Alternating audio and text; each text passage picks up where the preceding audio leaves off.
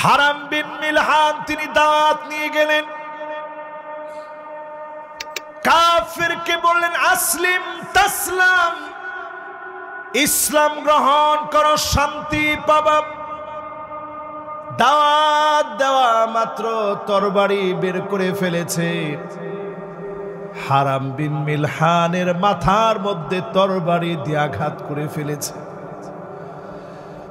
বিভক্ত মাথা থেকে অজর দ্বারা রক্ত ঝরছে,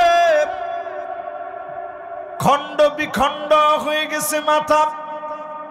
হারাম বিন মিলহান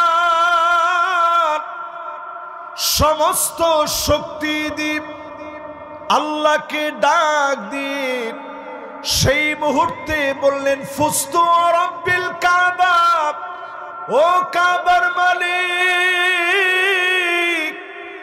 একটা মুহূর্তের জন্য দুশ্চিন্তা নাই। আজকে আমাকে আমার কাছে মনে হচ্ছে রাসূলুল্লাহর দাওয়াত দিতে এসে, কোরআন সুন্নাহর দাওয়াত দিতে এসে আমি হারাম বিন মিলহান বিজয় হয়ে গেলাম।